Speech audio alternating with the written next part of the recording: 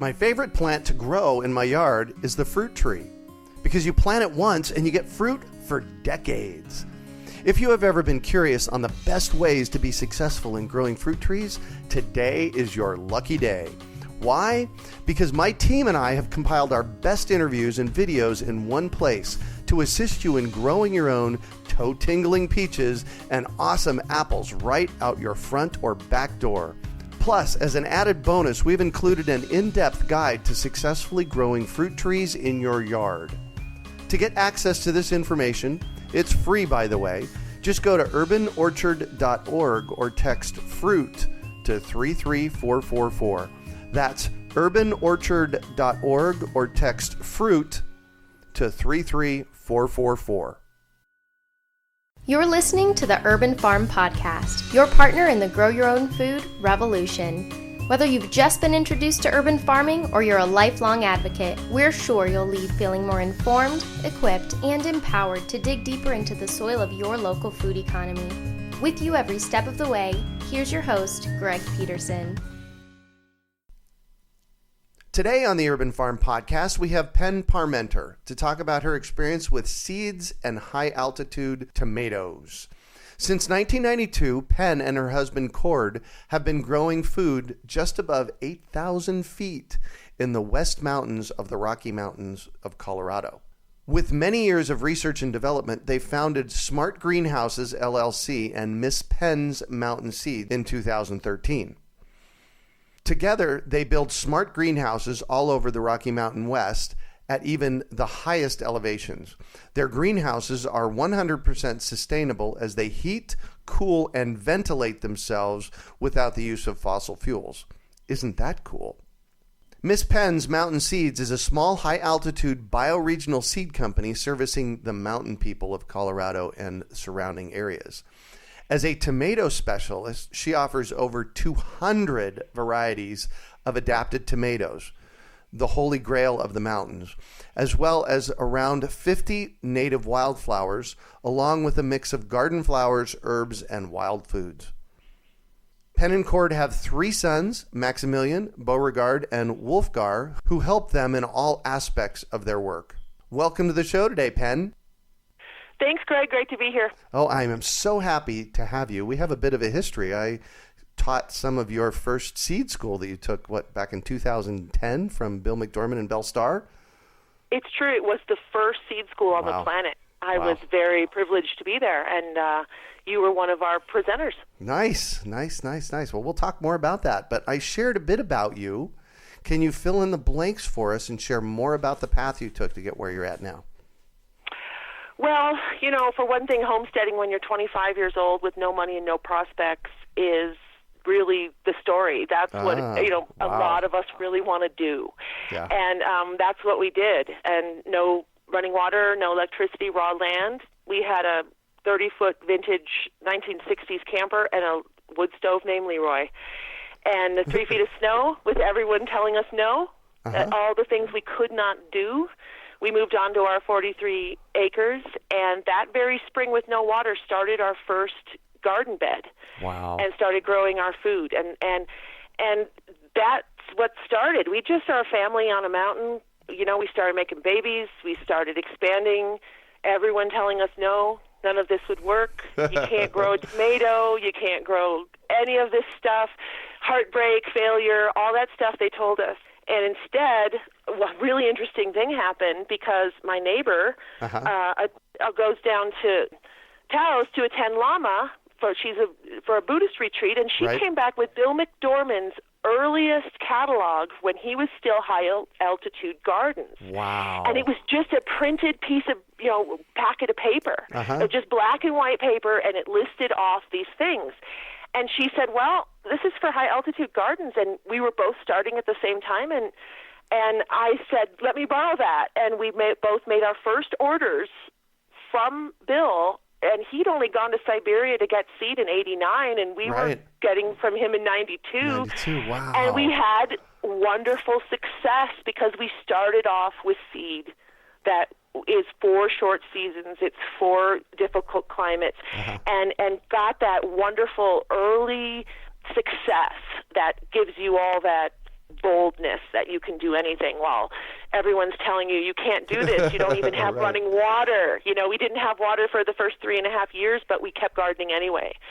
And that's kind of how it all happened. And then, you just keep evolving, and all of a sudden you find yourself being discovered by the Denver Botanic Gardens, and somebody's saying that we know what we're doing, and then we end up at a seed school and we learn about seed saving, which changed our lives and changed our garden experience tremendously, and did all the things that they said we couldn't. And the tomato, being the Holy Grail of the mountains, is a red tomato, was the thing that really got me. So now I have 200 varieties offered on my small seed line. Wow. Because is that all? I'm not going to take no for an answer. Yeah, is that all? Come on, really? Get with it. There's more. Wow. But that's just a little beginning. But that was the spirit of how we started this place. We built everything here ourselves. We learned. We just did it. Yeah. Wow. You said that seed saving changed your life. What do you mean by that? Well, there were so many things I didn't understand about seeds. And the little bit of dabbling I did with any seed saving, I actually didn't believe in that seed. I didn't think it would work. I thought it would be broken because, you got to get it from a professional or something. And so I never really dabbled with it. And then when we actually met with Bill and we helped him with his going to seed tour when he came to Colorado, and then we all ended up at seed school, and it just opened up a world that we have forgotten. And our gardening, since World War II, we don't save our own seed anymore. Right. And that is an integral part of the system, and it is already happening. And we just sort of put it away and put it aside because we can just go down and buy some new packets. And that understanding that we had cut out this integral part to our survival out of our gardening and our food, the entire food world was so amazing to me, and that all I had to do was pick that back up, and I was back in the system of total sustainability, because there is nothing more sustainable than a seed. Right? I mean, we can all say the word, but the seed actually does it. Yeah. It actually is completely sustainable.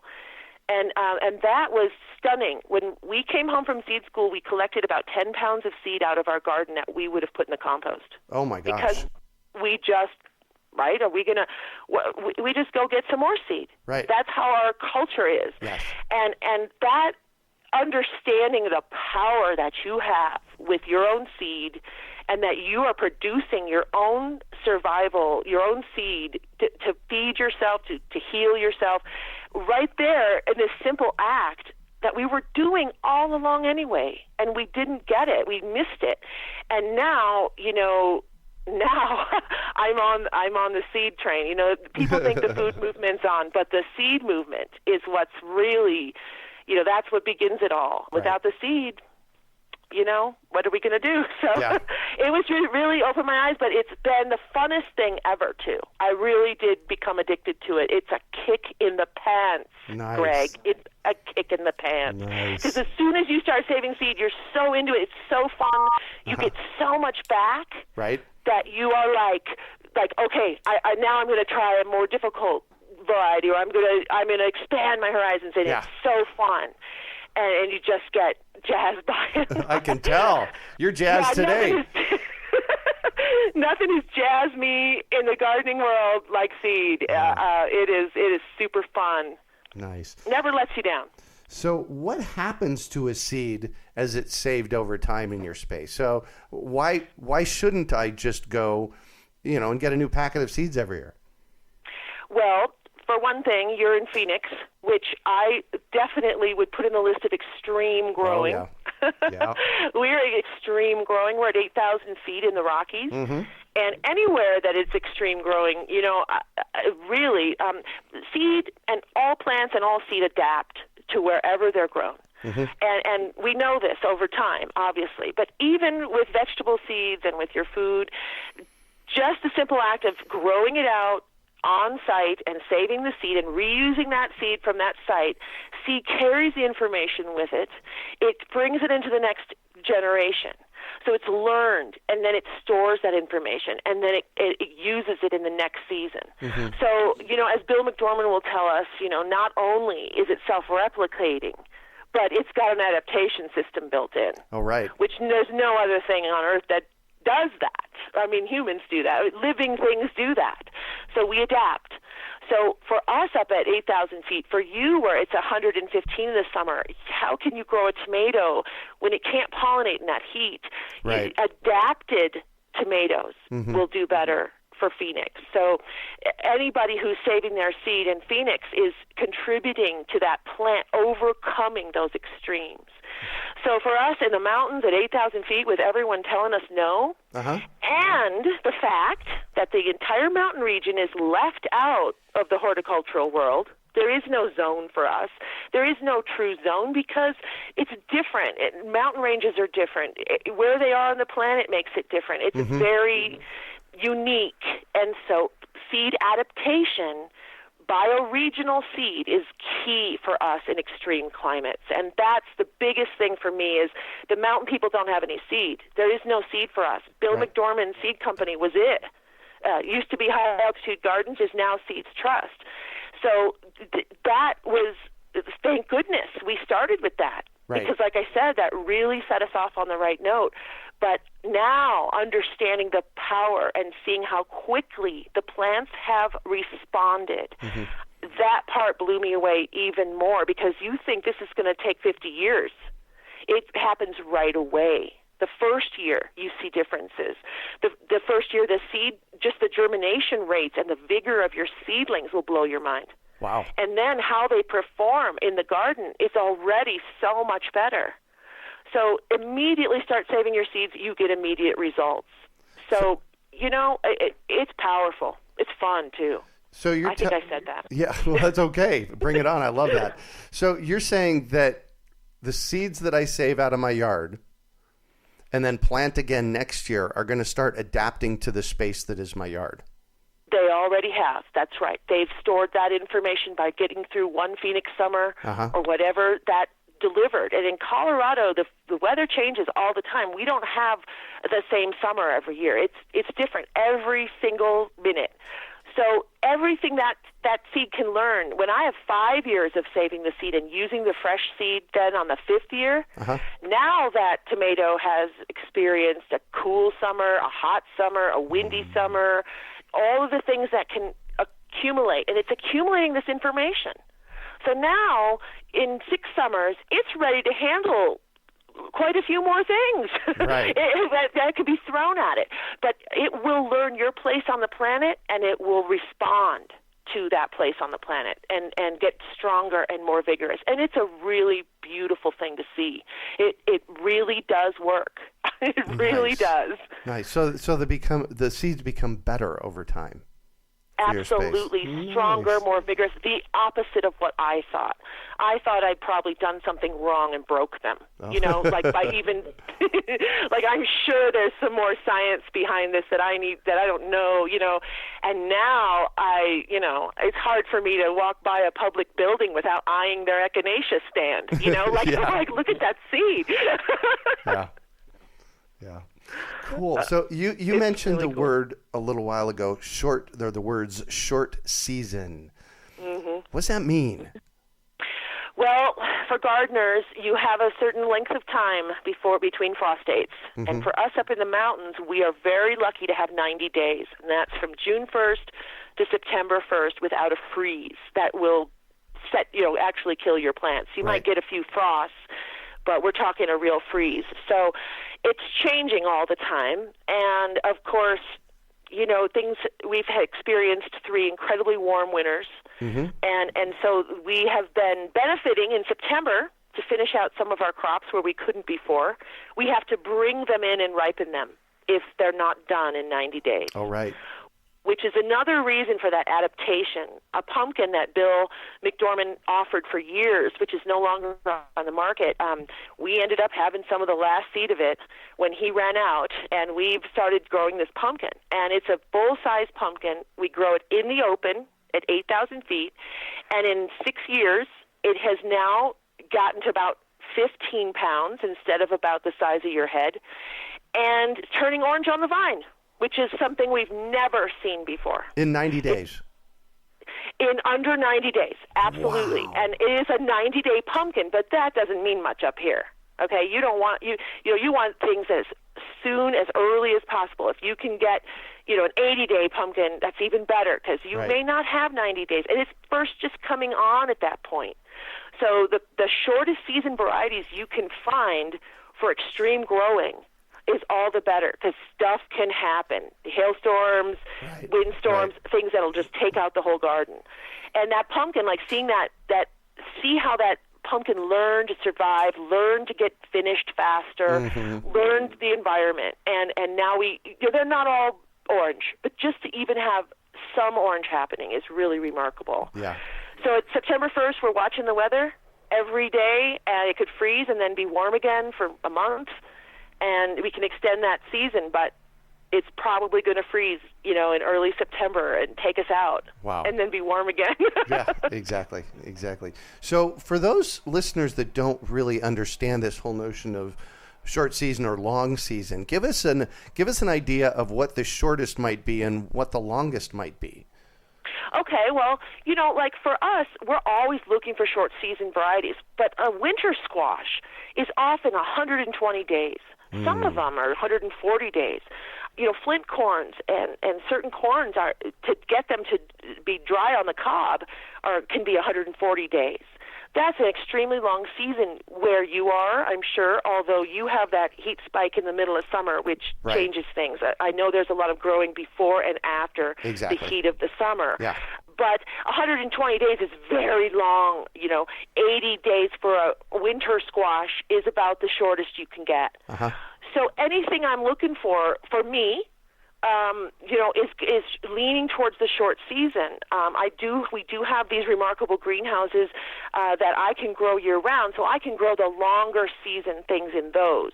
But out in the garden, where I want adaptation and strength and vigor, that is where I'm always going for short season. So a tomato in particular, a short season tomato is 50 to 65 days in there. But a long season tomato is 90 days. Those are your Brandywines and San Marzanos, and they're often bigger. An early great tomato is very hard to find, which is what sent Bill McDorman to Siberia in '89 to find the best tasting tomatoes in the world and the fastest tomatoes in the world, and brought them home and set them on the American market, which was this great gift he gave everyone. And those seeds coming from Siberia to the Rockies, of course, are going to do so much better and adapt so much quicker. So, anything under the shortest season possible, I go for, and under 90 days is key for us. But again, that long season thing, it'd be fun if you could grow a cantaloupe or a watermelon that was, like 140 days. Right. We need a greenhouse for that. Yeah, exactly. So you took all of this great information and this great data and the great seeds, and you put them together in a seed company. Yeah, that happened to me, though. That's because of Bill, his magic. Yeah. But he came here and he said, you could have a seed company here. And I was like, are you mad? I don't know how to do that. Like, what are you talking about? He's like, you're already doing it. Yeah. And then I've been in the wilderness identifying flowers and plants for 25 years. And it was like, I have all this knowledge, but I'd never thought about the seed. Right. I just, so he was like reflecting back to me what I could do, and I was just shocked. And so then, turns out I'm really good at saving seed. I'm obsessed with it. And then I'm really good at seed following me home, like on my skirt, stuck to my skirt, or like I'm out in the wilderness or finding seed everywhere now, because after you go to seed school, you realize that there's seed everywhere that we're letting fall on the ground. And then you start to recognize that, and you're like, oh. And so I'm running around, and I keep bringing in all this seed. And I began by selling it a little bit wholesale back to Seeds Trust and Bill's company. And it wasn't as rewarding for me as a tiny, tiny, small-scale person to sell it wholesale, because my hands are on every seed. I know them personally, intimately, first, middle, last name. So, you know, to sell them wholesale where there's not, unless you're a farmer, a large-scale farmer, for me there isn't certainly a lot of money in wholesale seed, but the joy wasn't there either. It was, I want to share these seeds with the mountain people or the people of extreme climates, because half of Colorado's hot and high altitude, and the other half is cold and high altitude. So we have a lot of similarities for Arizona as well. Exactly. It's hot, high desert. Yep. So those plants that can take it. You know, in fact, I've gotten seed from Thunderfoot, who is a famous seedsman from Arizona. And that seed has done so well for the folks down below who suffer from the intense heat, you know, in the hundreds in Denver and on the Front Range. And so that seed has adapted beautifully for them. I started by selling it a little bit wholesale, and I realized that the interaction with the people and being able to provide mountain seed to mountain people who are suffering and heartbroken up here with their failure stories and they don't know what to do, that gave me an incredible sense of place. And I found my place. And I was like, okay, I'm going to be a little niche seed company. I'm going to sell retail directly to the small mountain gardener or farmer that needs adapted seed. And that has just made me so fulfilled and happy. It's lit you up, I can tell. Oh, I'm telling you, it's a kick. Even to do in your garden just as a person. You don't have to start a seed company. You know, it's so fun and wonderful just to do even a few things in your garden. It's wonderful fun. Yeah. So why tomatoes? Oh, well, for two reasons. They are the gateway drug to gardening. Yep. Okay, everyone knows it. There are porn books devoted completely to tomatoes, glossy pages, double pages, sold out. Yep. It's bad. Yeah. You know, so like they are luscious. This is one of those foods that when you have reached success, you are going to smear it on your face. You know, that's when you know you have the tomato of your dreams, because you just want to shove it up your nose and smear it all over. Yeah. And that's, you know, that's part of the lusciousness. But they also told me you cannot grow a tomato in the mountains. They will only be little and green, and they'll never ripen. Wow. And, of course, that's because we drop 50 degrees at night. Oh, yeah. So they don't like that. They want to stay above 55, and that's like every night in the Rockies can be below 55.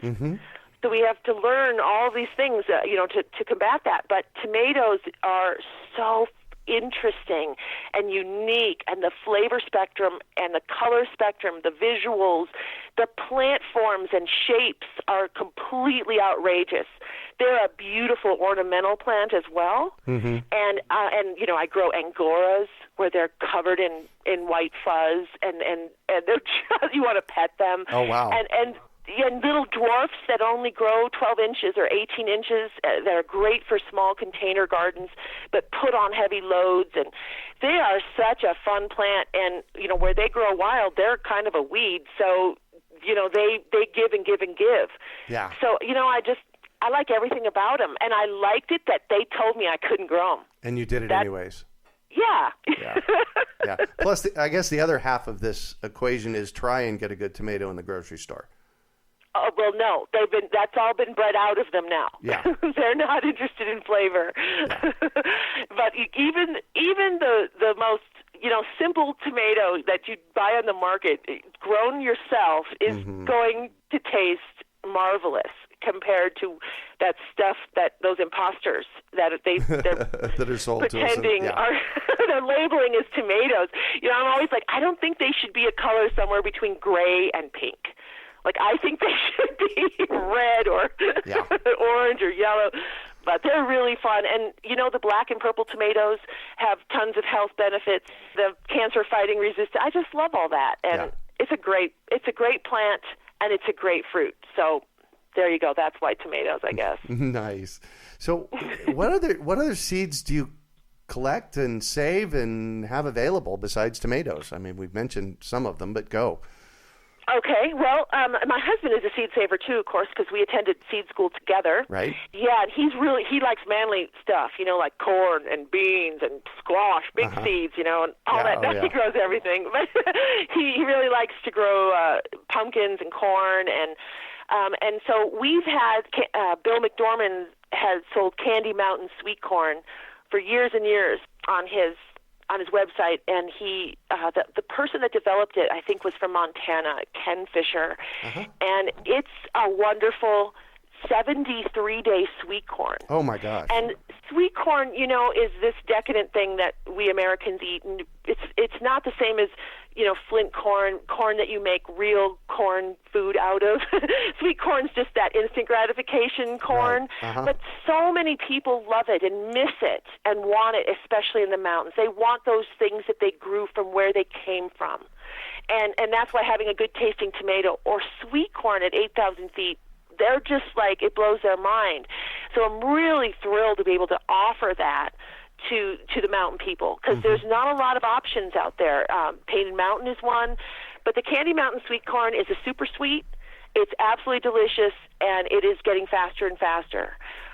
So that's one thing that we sell. And then some years we just don't have enough of the crop, or we have such a small amount, we just do a limited supply of it and sell really small portions, and that would also be Bill McDorman's Kinko 6-inch carrot, which is off the market, and a stunning Japanese Chardonnay that just will grow in any soil, in any condition, and always is wonderful. And we're hoping that we will have just a small amount for this for the 2017 catalog, but boy, we brought it in, and it was a pretty small crop. But it takes 2 years for carrot seed. Right, exactly. So we don't always have it. Last year I had a cucumber. We are hoping this year we're going to have the pumpkin back. So I'll have that northern bush pumpkin. Cord did a great crop on it this year. And then I have about 65 wildflowers, wild foods. And I love wild food because plants are so useful in so many ways. They're food, they're medicine, they're beauty, they're fragrance, they're all these things. And if they're resilient and can grow out of a rock, at 9,000 feet, and then it's even better. And I like to go after those really tough, really beautiful plants that I've loved all of these years here in the mountains, and didn't know why I was spending all this time identifying them. And now I can go and find their seed and know who they are. But and I also have some garden flowers and herbs. We have a hollyhock mix from the settlers up here in our little mining town, our silver mining town in Westcliff. And I go around to all those old stands and mix them all up. But I just love tapping into the history of the people who brought the plants with them. And a lot of them have naturalized and are wild. And I like the stories, behind the seeds. Nice. Well, I love it that you know who developed the Candy Mountain sweet corn. You knew his name. Right? Of course. That's important. Well, it's an important piece of history here that you're wrapping into its story. Absolutely. He also had one called Fisher's Earliest, which I still think Seeds Trust carries. I hope I'm not wrong and send people to Seeds Trust, but that would be something to check out. So his two were Candy Mountain sweet corn and Fisher's Earliest sweet corn. But Candy Mountain, for us, always did better. Yeah. And you have that seed available? Yes, we have. We don't have Fisher's, but we have Candy Mountain. Candy Mountain. Cool. Yes, we will have a wonderful load of Candy Mountain this year, and also the pumpkin. So really excited about that. And every year, this is the thing. I don't buy and resell seed from big companies. I grow it where it lives. And I have two friends who are remarkable growers that I give plants to, and they will grow out a few varieties for me. And I say that in my descriptions where they came from. But that's the only other place that those seeds are grown, and they're grown in similar elevations and conditions as mine, and with people I know and trust and are organic. But otherwise, everything we grow, it's our hands on it. We have grown it or found it growing at high elevation to offer to people who live in extreme places. Yeah. Amazing. Which is so cool. Seed is so cool, Greg. Oh. I mean, nothing has... Yeah. Well, it shows everybody up. Oh, yeah. I've discovered this over the past 5 or 6 years, is this whole notion of lack.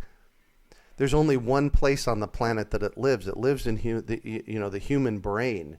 Because when I take a look at nature, there is so incredible abundance in nature.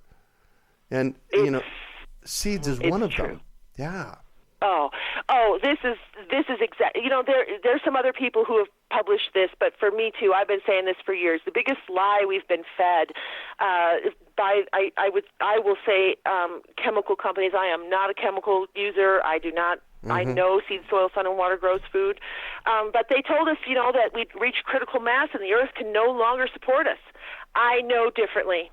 And gardeners and farmers know differently. And people who witness and observe the wilderness also know differently. The food is falling down from the sky. Yeah. I live in a pinyon forest, and pinyon nuts are $23 a pound. And I have 35-foot trees and 1,000-year-old pinyon tree on this property that drops the biggest nuts you've ever seen, and they're highly nutritious. Yeah. And here are these folks up here that don't see them. And they don't realize what a delicacy this is and what a wonderful food this is right here in our dry Rockies where we live. And this food is wasting all around us, right? Yeah. The animals are fat and happy. But what I'm saying is the earth is so abundant. The seed is so abundant. It can feed the world a million times over. Yeah. I mean it. I'm not just saying it for feel-good stuff. I've witnessed it. Oh, yeah. Exactly. So have you. You know it. Oh, I do. So pick for me. I'm going to put you on the spot here. I want you to pick for me your favorite seed variety to save and tell us how you go about saving it. Oh. I know. Dang it. Well, it's a tough question because... Of course, it's tomatoes, but the process is kind of, it's time-consuming and a little stinky. You know. So So tell us how to save tomatoes. I will. Although I will say that on a winter's night, with a howling blizzard outside, cleaning some basil seed or dill seed on a tray in my lap with some music on, that aroma. Is hard to beat, okay? Yeah. It takes you, transcends you. But tomato seeds, it's super fun, okay? So tomatoes automatically, when they rot, begin to purify the seed from disease through the process, which is such a cool thing, okay? So what happens is, here's how I do it. I cut a tomato through the equator and to reveal the seed cavities. And then I squeeze the pulp and the seed into a jar out of those cavities and get them all out into the jar. And then I let the jar sit and ferment for 3 to 4 days. And really the fourth day is the best day, I think, to let them ferment. They can ferment longer than that, but 4 days is the sweet spot. So they will have mold on top of them now. And maybe there'll be a cloud of fruit flies around your head if you have hundreds of jars in your house like I have. Right. But if you're just doing a couple, it won't be like that. Right. And so you have this jar now that's kind of stinky, and it's got some mold on top. And that mold, what that's doing is it is changing the components of the gel that is around the seed.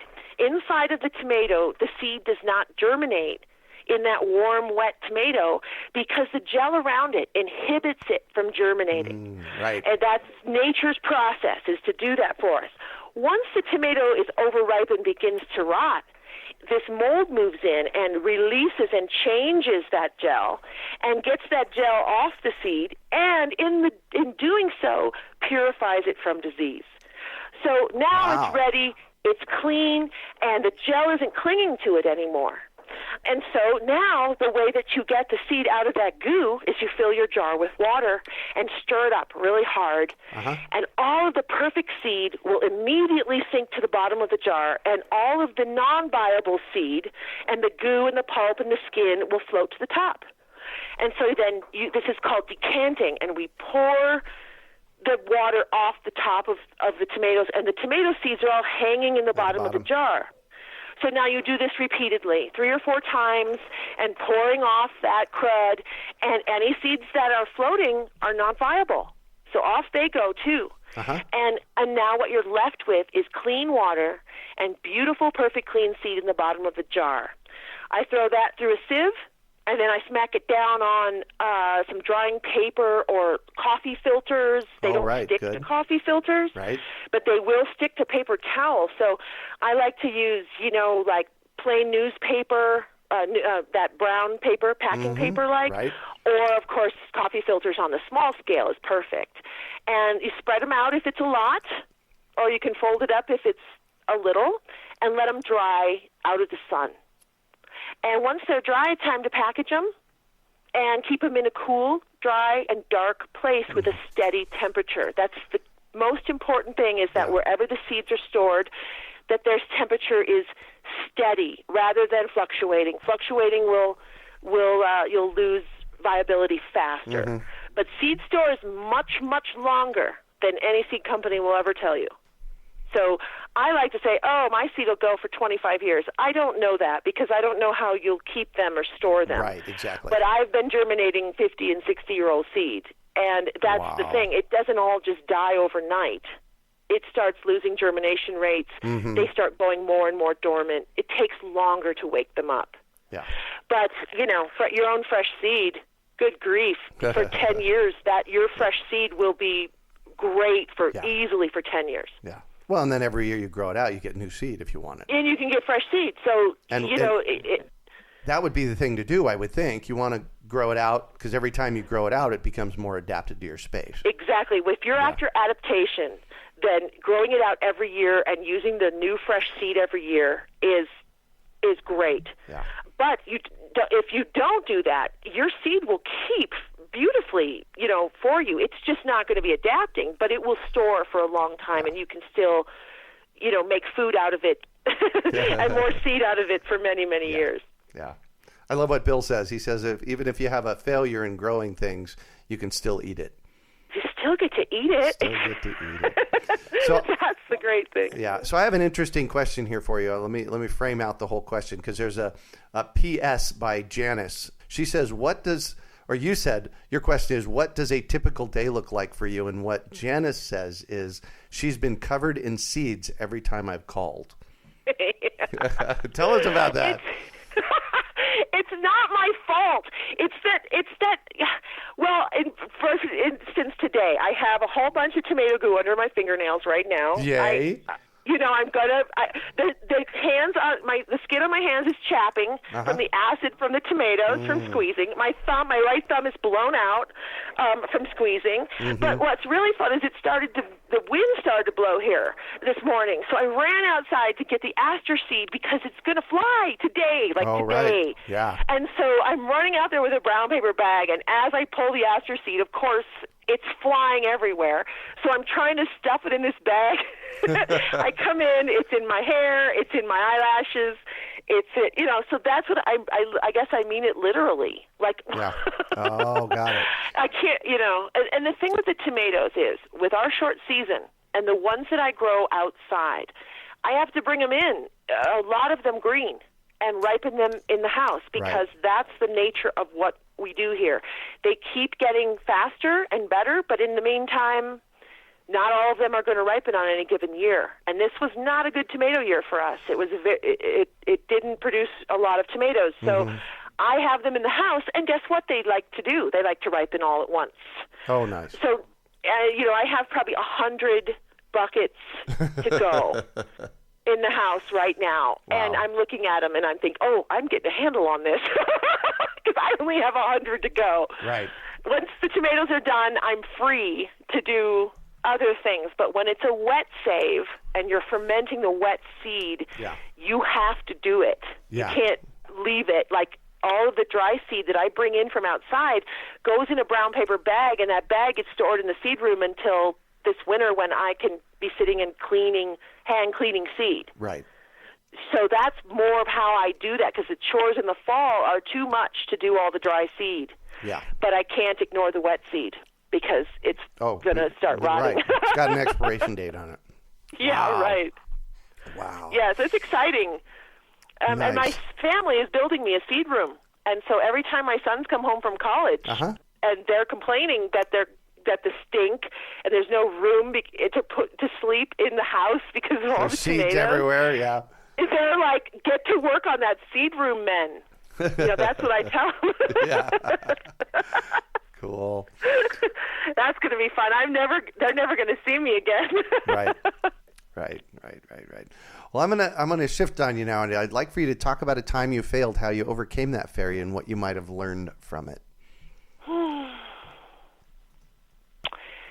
Yeah, I teach this, and then when you said it, it's like I draw this blank because I look at everything as a success. Okay, I'll tell you a good failure. Fruit trees. Oh. Fruit trees in the mountains. Mm-hmm. Unfortunately, right now, the nurseries like to tell people it's not possible at your elevation, at 8,000 feet, at 9, at 10. It's just not possible. Don't even try it. Mm-hmm. And they'll tell them to buy an ornamental flowering tree or maybe a crab that they're not even encouraging them to use. So it's really kind of been sad because there are wild trees all over the mountains from the settlers. Oh. And that have adapted, yes, yeah. Apple trees, and even, you hear legends, of the pear tree that grows over it, some are an apricot tree that grows at 7,500 feet and all that. So that's great. And getting cuttings from those trees, that's the answer. But when we first got here, along with that same neighbor who gave me Bill McDormand's first catalog, we started at the same time, and we went and we ordered, out of the catalog, bare root little trees that, up on the mountains, that's not maybe the best plan. It might be financially the best plan, but getting a tree off to a good start here is very difficult. So we put them in, we ignored them, we let them die, and we felt bad about it, and we were kind of haunted by it. And instead of immediately replanting, we let 20 years go by.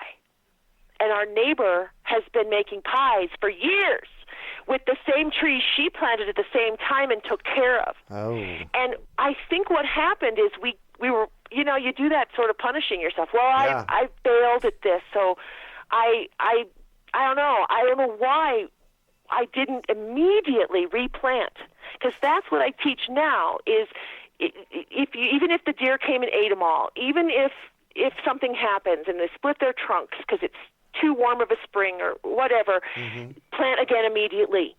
I wouldn't go with bare root trees up here. You need to start with something a little bigger, but not so big that it can't adapt. Do you see what I'm saying? Oh, yeah. There's absolutely. a sweet spot there. But that getting in the way of ourselves and sort of like a punishment that we were doing to our little selves, that was what I learned is instead of whining and crying and saying, we left our apple trees, we're so embarrassed, we were stupid, like, what, replant. Yeah, we just learned a lesson. Exactly. Because you need a long investment of time up here. They're going to grow slower. They're going to have a harder time. They're going to produce less fruit, until they get to be older trees. And so you needed to plant them 20 years ago. Yeah. Not today.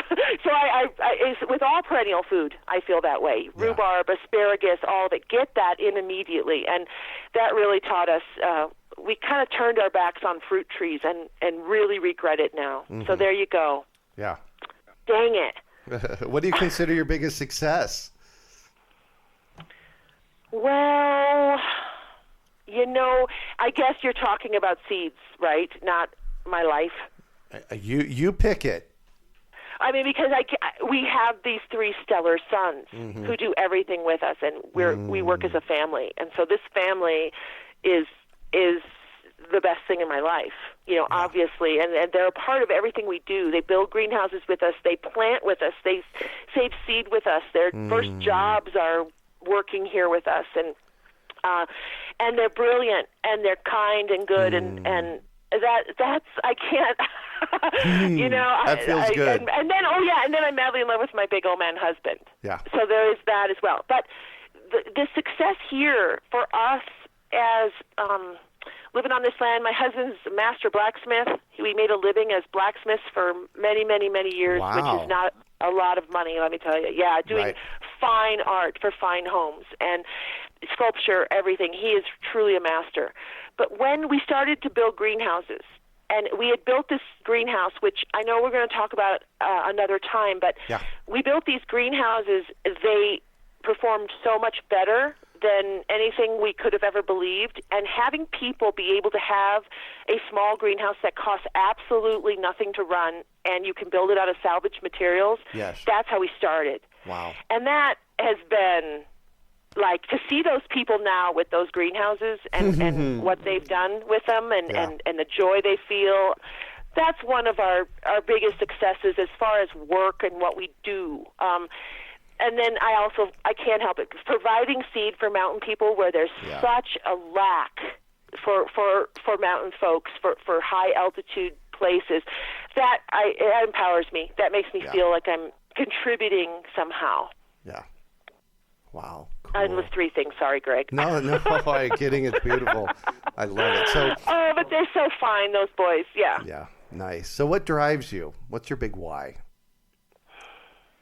Well, we got to save the world, and so this saving the world means everybody's fed and drinking water and living their life. And I do feel that our food is in crisis and our seed is in crisis, and so many people don't know much about what's going on there. But I will tell you that as bad or as dark as it can be, the people who are responding to this, to the seed crisis, are doing incredible work all over the world, and bringing the seed back to the people and into the people's hands, and that is a real thing. And when we think all of the problems are insurmountable, and we I hear people say this all the time, how you don't think you can do anything, and one person can do a lot, and all of that. That is all true. I feel like I'm part of a movement and an awakening that's putting sustainability and living well back in people's hands all by themselves without anybody else helping them. It's empowering. And that drives me every day. Not only for people to have a place to grow food in any climate in any day of the year with no fuel to run it, that's a pretty powerful thing to feed people with. And then to provide them with seed that will grow vigorously and well for them in that climate. It's heady stuff, Greg. I don't I don't want to brag on it. But I feel very humbled by this opportunity. I feel grateful to be a part of this movement that is quietly doing this incredible work that's going to save everybody, whether they know it or not. Man, it's fun. It's fun. My work is so fun every day. And this is for kicks, but when I am out in the wilderness with my Toyota 4Runner and John Denver's singing Rocky Mountain High, and I got my seed apron on, and I got bags and scissors, and I'm filling the seed bags, and I'm driving through the wilderness, it's a pretty good job. Yeah. I'll tell you what, when you shared that story, I was right there with you. Oh, right? Yeah. And I will sometimes say out loud to the wilderness, this is my job. I pack a little lunch. It's like really fun and really, really exciting. So I love it. I can't get enough of it. I really appreciate the chance to talk about it because it can be a lonely business when you're just doing this in your own garden with yourself. And so sharing that seed with everybody and sharing these stories is really fun for everyone, important. I think. Yeah, absolutely. Wow. So we should all be so lucky to do something that we love every single day. Yeah. I feel pretty blessed. Yeah. I mean, I feel led by this because we started growing a garden, but then all this happened. Yeah. And meeting Bill McDorman and all of that was no accident. And he lit the fire in us to be stewards of the seed. Yeah. And all of us can be stewards. Yeah. Really important. Really important. Really important. So I'm all about education, and I have to know, is there a book that has been influential for you in this process? Yes, there has, and I'm sorry, but I may have to say a couple, but I will. Bill McDorman has a small book called Basic Seed Saving. By the way, that's been out there for over 20 years. Over 20 years. Yeah. By the way, when you take Seed School Online from Urban Farm U, that book comes with Seed School Online. So exactly, just planting a seed here. Yes, and what's great about that book is it's great for beginners, and it's great for the home gardener. It doesn't scare you off. Yeah. And then Carol Deppe, of course, her books are so joyful and so make you feel that you can do anything. Yeah. And she's a scientist, Yeah. Guitar playing, seed singing scientist. And man, those books uplift you and send you propelled into the future. But Bill is where it started for us, and we're very grateful for that little handbook where we would just look at those first few crops and get started, and that's where it all snowballs from. Yeah. Yay! Yeah, I know, right? So what one final piece of advice do you have for our listeners? Get started. Don't wait. Yeah. You can take 1 million classes. You can read 1 million books. Every season that you're not growing and trying and failing, you are missing out on that practical experience. Yeah. Don't let people tell you no, because they will come and stand in line to tell you what won't work. Yeah. Just start doing it, and you'll write your own book. If we had waited, we started at 25 years old in 3 feet of snow with no running water. Yeah. And started growing because we wanted to. Our whole 25 years would have been gone, and we would have missed out on all of this. Instead, it gets started right away. Don't just be a theorist on gardening, on growing seed. You can grow seed in a pot on your deck in New York City. You can grow seed, in your laundry room. So, I'm just saying it's really easy and really fun. Yeah. Yeah. Well, thank you so much for joining us on the show and sharing your experience with us today, Penn. It has been a treat getting to chat with you. My pleasure as well, Greg. You're fun, too. Well, thanks. Thanks. So how can our listeners get seeds from you, get a hold of you? Tell us. Well, our businesses, Smart Greenhouses LLC and Miss Penn's Mountain Seeds are all on one website. Okay. And so if you go to www.pennandcordsgarden.com and you spell it all out, Penn, PENNANDCORDS, garden.com, you'll find all of it there. Plans for greenhouses, my seed business. It's all pretty dinosaur. We're folks who hide in the woods up here in the mountains, but it's definitely personal, and I try to have a lot of great customer service, because I really like to bond with my customers. Fantastic. So that's where we're at. Perfect. You can find show notes from today's podcast at urbanfarm.org/Penn. That's PENN. Also, be sure to check out our second podcast coming soon with Penn to talk about high altitude growing and her greenhouse designs. Well, that's it for today. Thanks for joining us on the Urban Farm Podcast.